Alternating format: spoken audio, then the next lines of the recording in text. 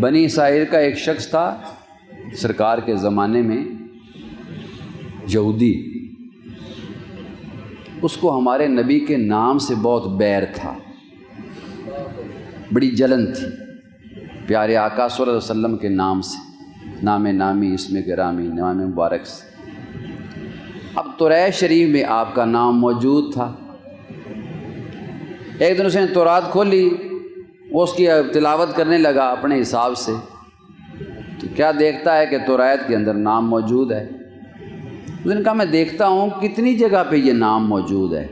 وہ سارے ورق اس نے کھولے، ورق گردانی کی، توریت میں 4 جگہ پہ نام محمد صلی اللہ علیہ وسلم موجود تھے۔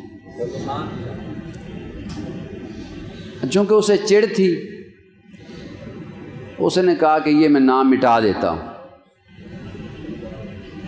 اس نے یہ جسارت کی اور تورات کا وہ نسخہ جو اس کے پاس تھا، اس پہ نام محمد صلی اللہ علیہ وسلم کو اس نے 4 جگہ پہ مٹا دیا، اور مطمئن ہو گیا کہ نیکسٹ ٹائم جب میں تورات کھولوں گا نا تو چلو یہ نام تو سامنے نہیں آئے گا۔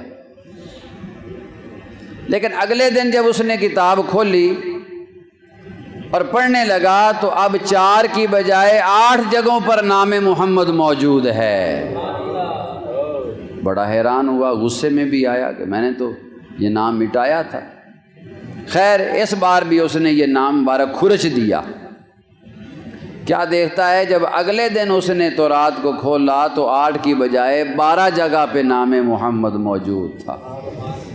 بس دل پر چوٹ لگی، مقدر اچھا تھا، قسمت اچھی تھی۔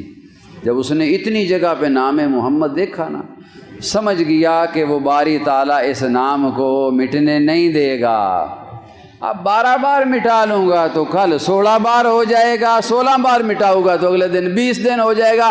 یہ تو گھٹتا نہیں، یہ تو بڑھتا ہی چلا جا رہا ہے۔ جی اسے منظور تیرا گھٹانا نہیں بلکہ بڑھانا ہے۔ وَرَفَعْنَا لَكَ ذِكْرَكَ، ہاں جی، اس نے ذکر کو بلند کرنا ہے، ذکر کو بلند کرنا ہے، اور ہر آنے والی جو گھڑی ہے پچھلی گھڑی سے بہتر ہوتی جائے گی۔ یہ اب اس نے جب دیکھا کہ 12 جگہ پہ نام موجود ہے، دل چوٹ کھا گیا۔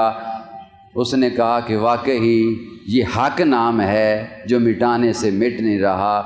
دل میں ایک نور پیدا ہوا، اس نے کلمہ پڑھا اور اسلام کو قبول کر لیا۔